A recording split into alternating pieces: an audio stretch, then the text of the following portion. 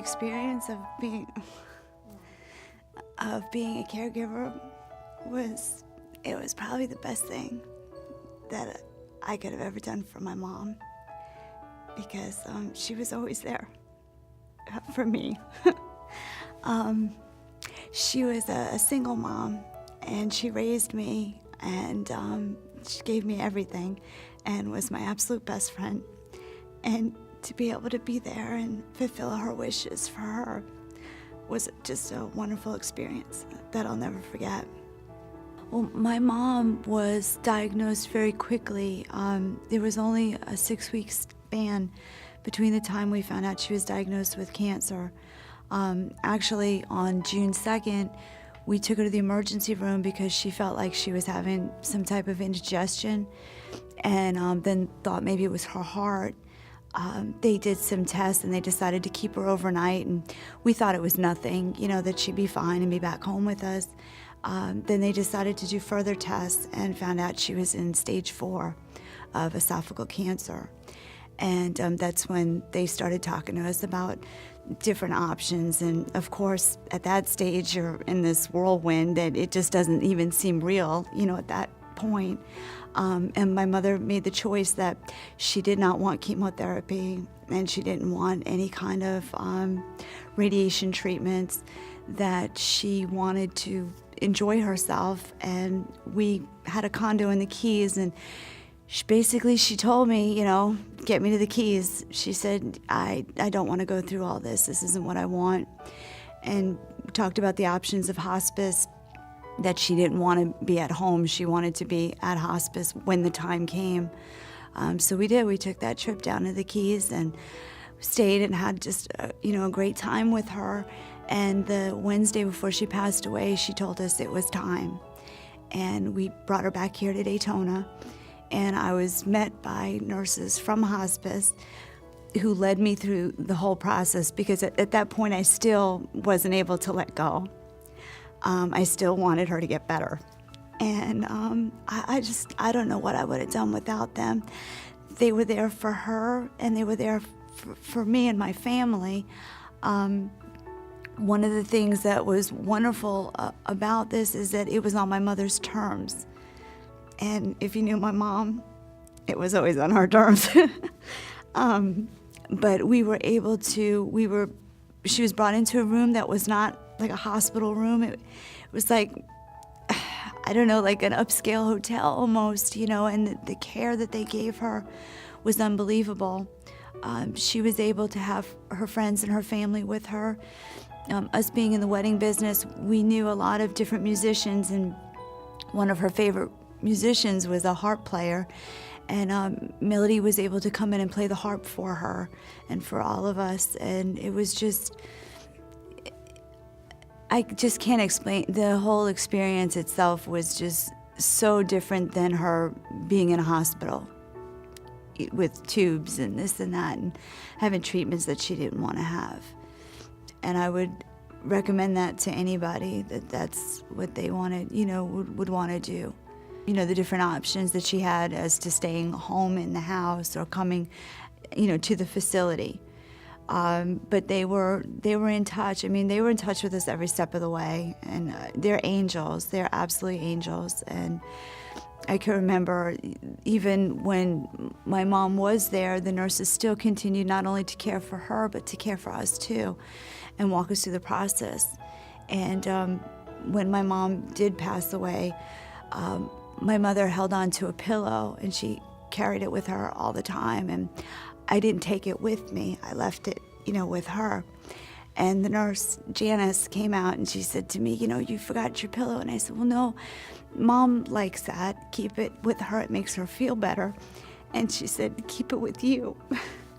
Because in the days to come, it's going to make you feel better. And I sleep with it every night.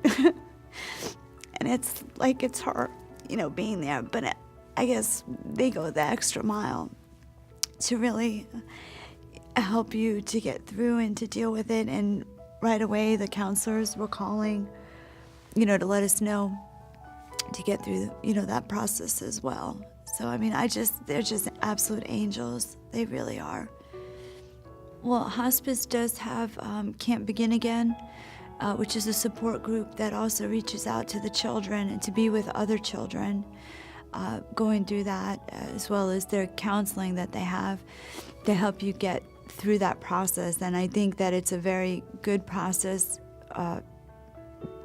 to go through, because there is a lot of, you have to remember as an adult, you're grieving in your way and children are going to grieve in another way.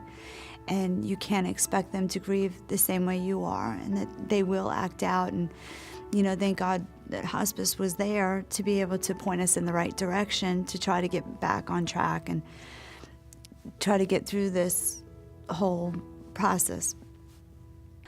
I felt completely it did not seem real. The experience, it just did not seem real to me. It just could not be possible.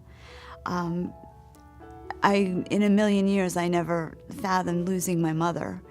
And especially with my daughter grew up, we lived with my mother for several years, when she was a baby. So, that's all she knew was nanny. And they were very, very, very close. My mother at times would override what I would say because my daughter would go to her. And that's how close she was. And I remember my daughter saying to me, now that Nanny isn't here, I don't have anyone, to go to except for you. And I thought, in fact, she was telling me how I can't talk about you to you. I could only talk about you to Nan, and it was just, and then we're still going through it, and it's almost a year since she passed, and it's just one day at a time, I guess. It's very important because when you do start the grieving, you almost think that you're going out of your mind, because, and like you just pointed out, everyone has a different way of doing things, and there's no right way and there's no wrong way to do it. It's just how you're going to react to it. And it just does help with that process to feel that it's okay, whether it's that they're giving you a hug or just listening to you or understanding what you're saying. They don't judge, and they're not trying to tell you how to grieve, or they're just there to help you, to know that there is somebody there to support you. A lot of special memories. I wouldn't trade that time for anything. And like you said, it was stressful because of her health. I was wondering the whole time, because some of her doctors didn't suggest us doing that. They felt that she really needed to be in the hospital and she needed to have a feeding tube and all these other things. And my mother just wasn't having that. But when we got down there, one of the memories that stick, well, as a caretaker, one of my memories, which now is kind of funny, but I wanted to give my mother a bath, and everybody had gone out fishing. I stayed with her. I didn't go anywhere. And I decided, well, it's easy. We'll put her in the tub and we'll get her out of the tub, and this is simple. Well, when somebody is almost dead weight, getting them in isn't the problem, it's coming back out. I ended up having to call 911 because I could not get her out. And I said, Mom, I am so sorry, that I couldn't do this. And she said, no, thank you. I don't know when I'm going to have a young man's hands all over my body like that. And she thought those firemen were just so adorable. So she kept telling me, thank you, you did good.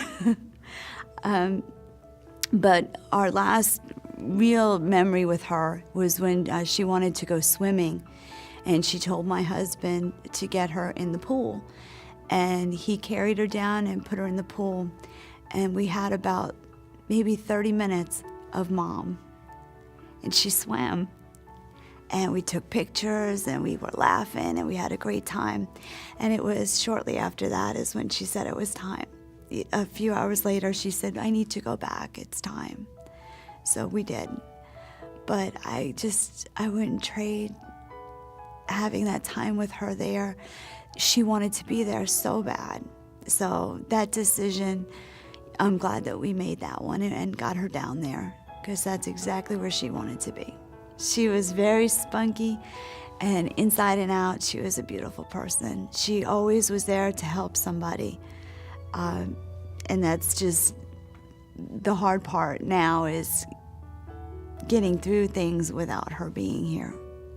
I would definitely tell somebody to consider at least going and meeting with hospice and talking to them about the programs and the things that they offer. Because again, it's just the right decision. Or at least it was the right decision for us. And I just couldn't see why anybody wouldn't want to choose hospice.